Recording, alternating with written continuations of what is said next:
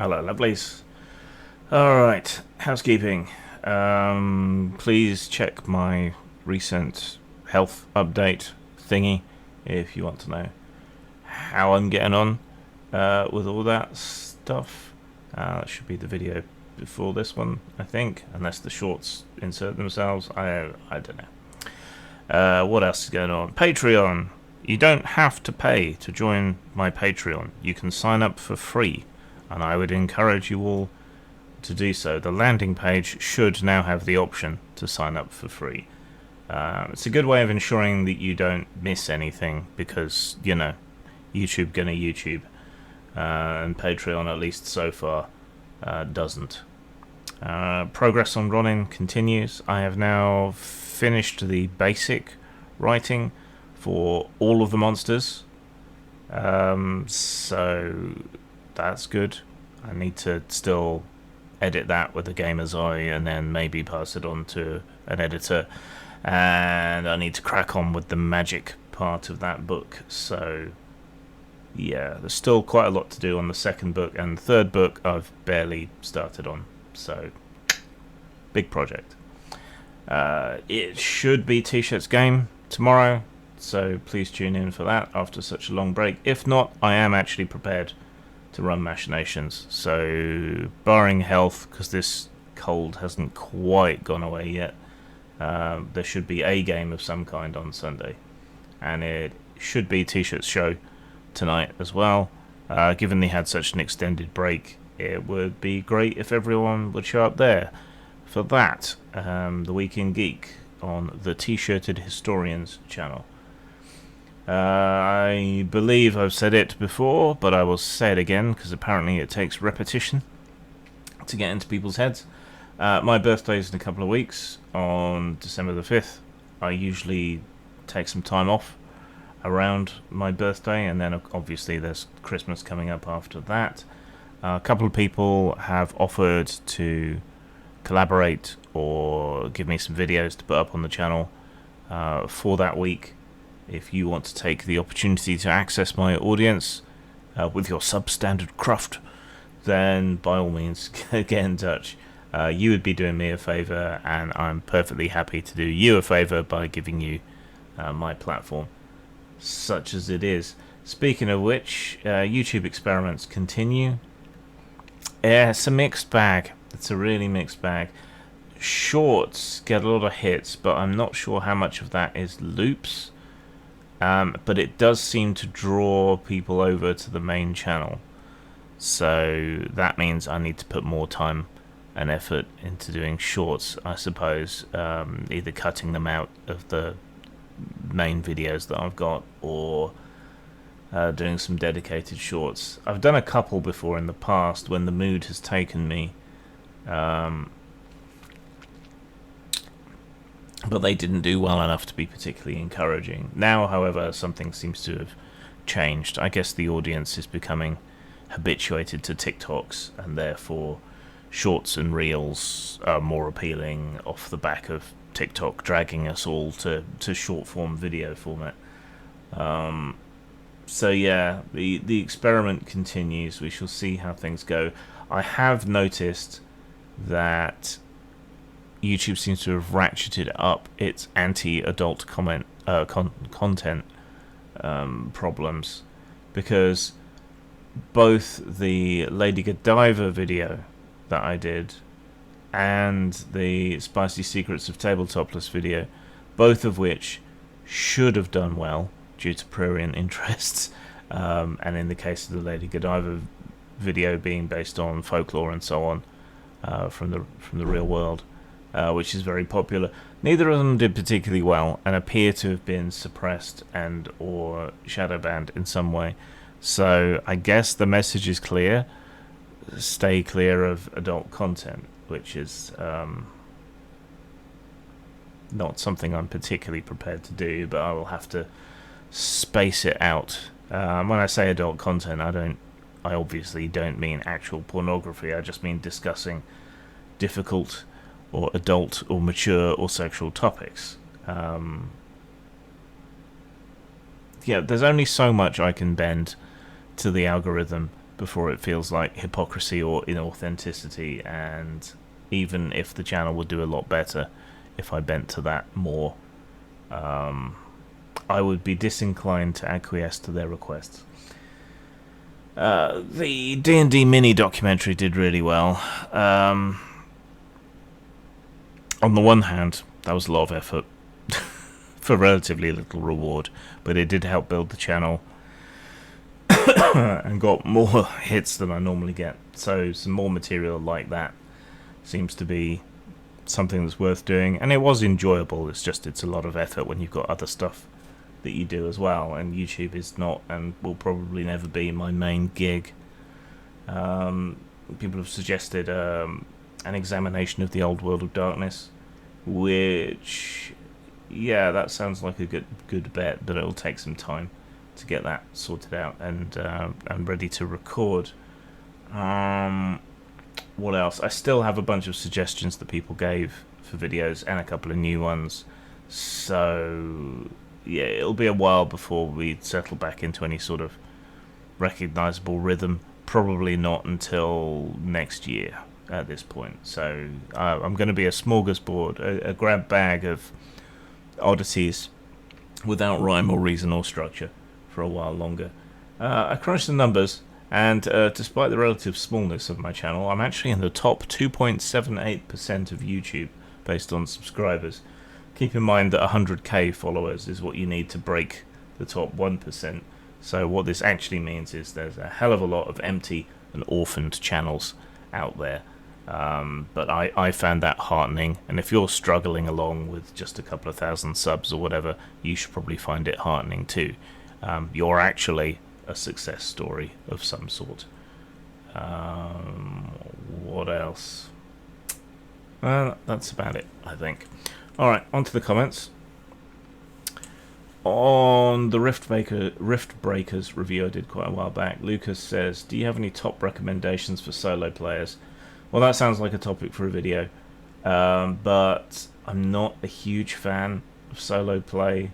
I am trying to understand it. I've done a few solo play presentations on this channel now, which are creatively satisfying, if not satisfying from an audience point of view. So I think I'll save my recommendations for a video. What I will say is that I think a lot of Monte Cook's games are best suited for solo play. On my health update video, Zohan said, glad to hear your health is improving. Thank you for sharing. It helps me and other folks to be more aware of their own health. Yeah, some people criticize me for being so open about my mental and physical health struggles.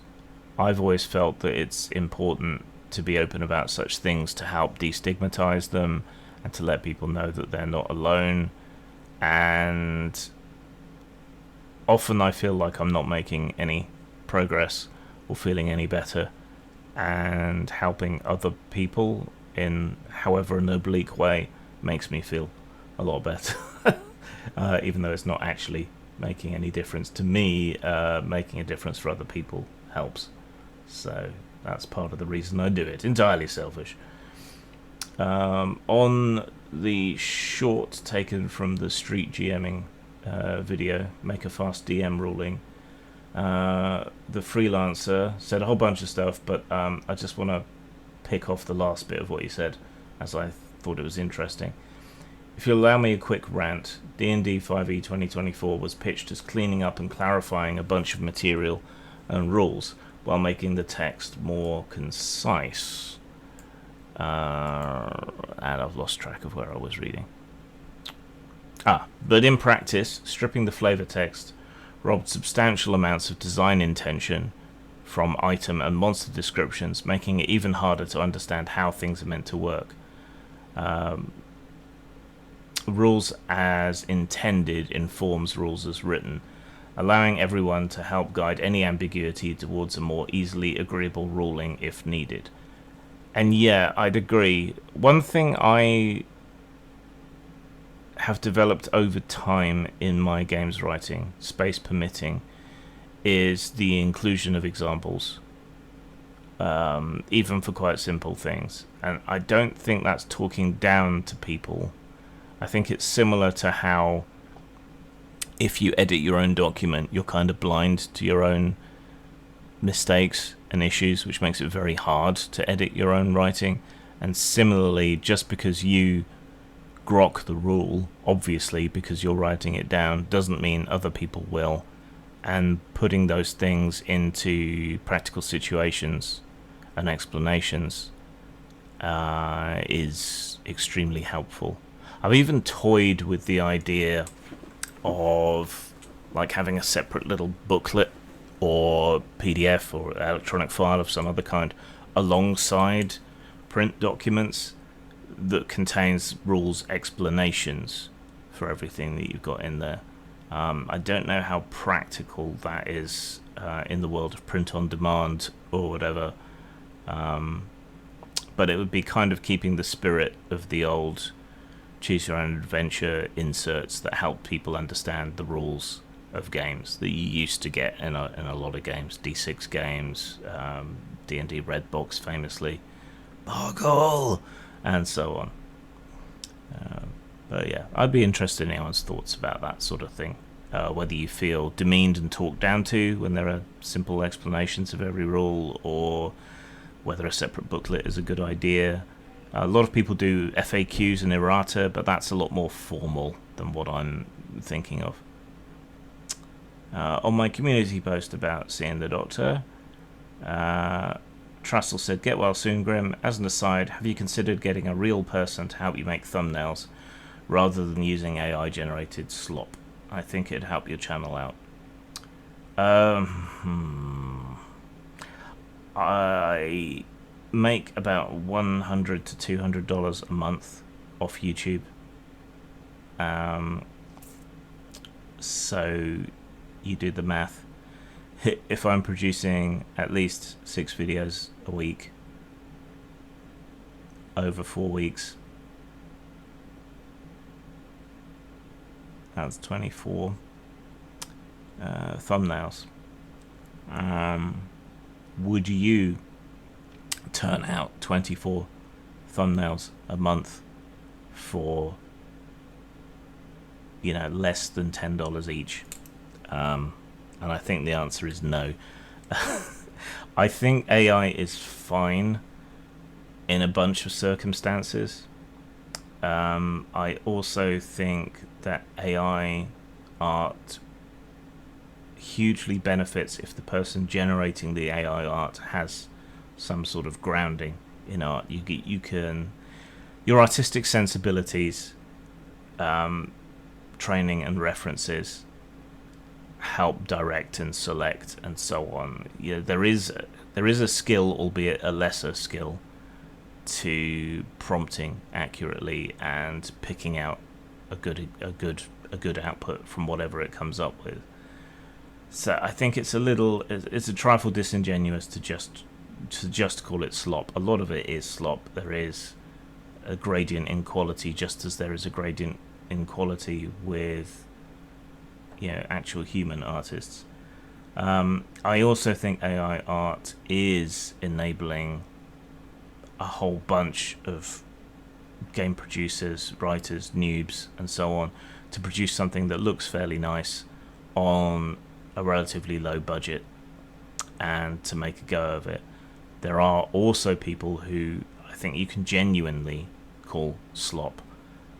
As I've said since the beginning, even while my other attitudes around AI are constantly shifting and moving, I think we're going to come to an equilibrium with it, just as we did with Photoshop. And man, the fights around Photoshop back in the day were pretty horrendous. But we're going to come to some sort of equilibrium with it. I think it will become part of a lot of people's process.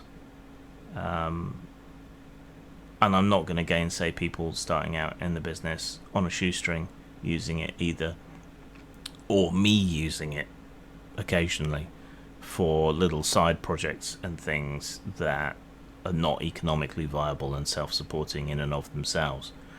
Margins are tight in the TTRPG industry, and cost cutting is important. I think we should be transparent about this, but neither the Luddites nor the boosters for AI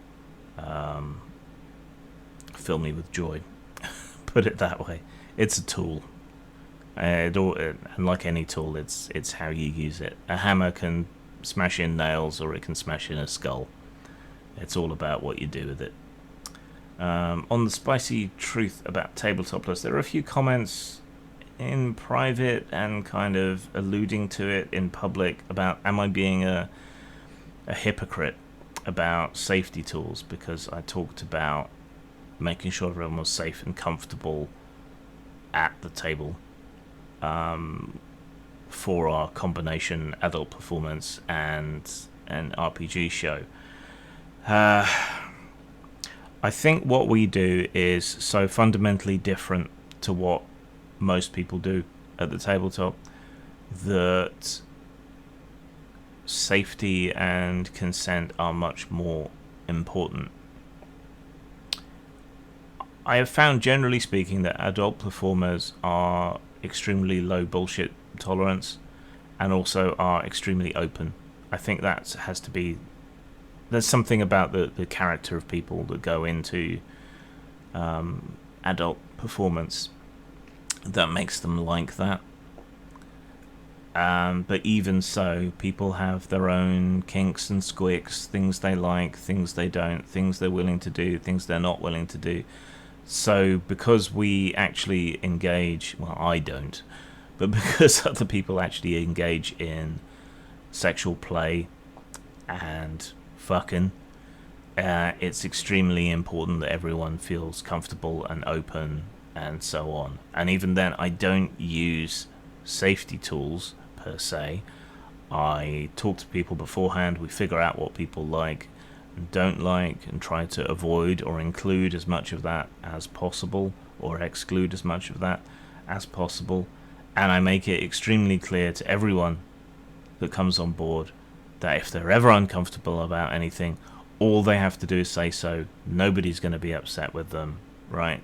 In other words, we talk like adults. We don't use these props of safety tools and so on, right? And even though I'm not really involved in the kink community anymore, I think those things like checklists, consent lists, safe words, and so on have no place in normal tabletop gaming, even though you might encounter uncomfortable ideas and so on. At the normal tabletop, nobody is touching anybody or themselves, and so it's not really an issue. You're completely safe. Everything is just in your mind. It's not a problem. But we do physical stuff. Therefore, there's a difference, a fundamental categorical difference between the two. I hope that clears that up and explains why I don't consider myself to be a hypocrite about table safety in that instance. Paul Berry says, Amazon's Fallout series is something I enjoy. If you were to run a post-apocalypse erotic campaign, would you use Mutant Epoch or another rules set?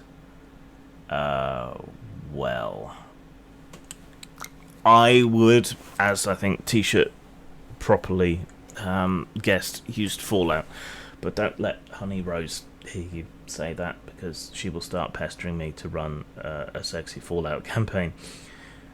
I would choose Fallout because it's a relatively simple rule set that's easy to run with. It's fairly intuitive and graspable. I think the Fallout, the 2D20 rule set that they did for Fallout Modifius is about the best 2D20 version that they have put out. I think it works. I did run a short campaign with it on Grimstreams, and it went well. Not an erotic campaign per se, though there was a lot of horny people playing apparently.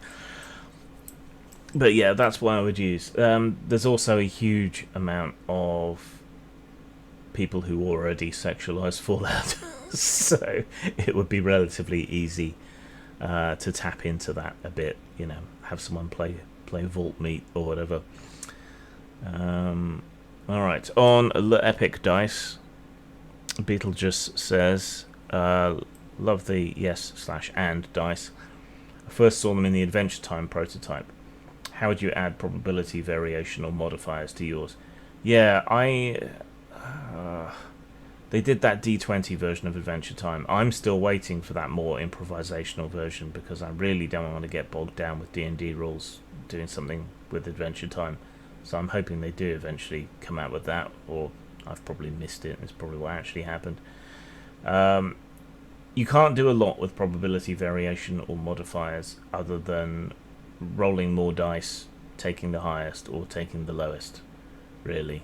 Those are the only real options you have there. So what I would mostly do would be to gatekeep when you're allowed to roll. A lot more stringently than in a lot of other RPGs. Like if you don't have the skill, then you can't roll. Right? Only your opponent rolls, and yeah, that's how they determine the success or failure. On the Dissecting D&D mini documentary, Polar Bleed says, you say moral panic from the opposite side of the political spectrum, yet you call these sock-just rainbow Puritans the pseudo-left. How does that work? Are they leftists or not? It's complicated. I have talked about it a lot on other videos. The short version is that American perception of political spectrum and wings is deeply skewed compared to the globe, and it's just not a worthwhile use of my time to correct the record and explain it all every single time I make any video that intersects with politics. People would get incredibly bored incredibly quickly every time I went off on the same rant. So that's why, really. I would say, as briefly as I can, that the currently ascendant American right and the Rainbow Puritans are both authoritarians, while a lot of other people are more libertarian, or small L libertarian. The sock-just Rainbow Puritans, as you call them, they tend to use social censure, shaming, things like that, while the right-wing authoritarians that are currently censoring everything and making it stink, they tend to use state power, which I think is worse. So if that helps, maybe you'll get there. People talk about fiscally conservative and socially liberal. Right? Weirdly, I think the sock-just Rainbow Puritans are actually extremely conservative. They are driven by disgust and hate, their own personal disgust and hate, and they have a whole pseudo-academic intercourse through which they can justify cracking down on things that are really a matter of personal taste, just as the far right does. So there's a lot of similarities there, but very briefly, they're both authoritarians, just using different tools and based upon different rules. Doc Necrotic said, I'm curious why you went with Wizards of the Coast's corpos doing their rigmarole as the background visuals. Perhaps a wry jab? Otherwise, this was a fascinating audio delve. I went with it because there just isn't enough like old TV adverts and things out there. Television advertising has never particularly been a huge thing for Dungeons and Dragons or other role-playing games. Come to that. And it became rapidly apparent that there just wasn't enough advertising material and so on to put in the background to work, and there isn't a lot of generic stock video of people playing role-playing games or whatever. And if I was to put in videos of medieval reenactment or whatever, that wouldn't be an accurate representation of Dungeons and Dragons either. So in the end, I decided to go with raiding Wizards of the Coast's own video channel for Dungeons and Dragons, and stealing their clips and promos, because I figured that they weren't going to copyright strike those because I was giving them free promotion essentially. And it also just characterizes everything about modern D&D, whether you think it's good or bad. I think all of these like sideshows and trailers and things that they do present what D&D has become, which is important when you're considering what it was. So partly a wry jab, partly practical reasons, partly copyright reasons. Yeah, a mix of stuff. Let's end on a low note. Dan Johnson says, get someone else to narrate, period. One of the worst I've ever heard. Well, I had a cold coming on, but a lot of people seem to disagree with Dan and like my narration on any video that I do, weirdly. So he doesn't actually say what his problem was. I'm going to assume on that basis that this geezer is just like a super fan of D&D, probably modern D&D, and just didn't like what I had to say. I think that's a fairly safe assumption. Zang. Go back to where it all started for Postmortem Studios in 2004.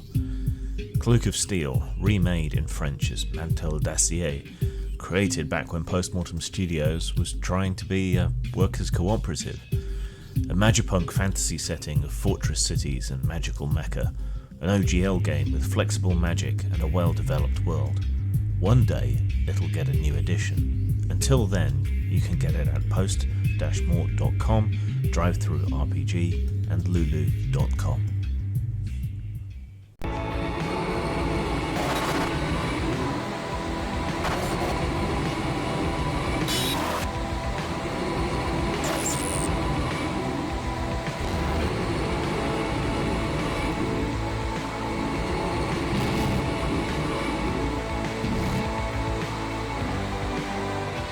Disappointment.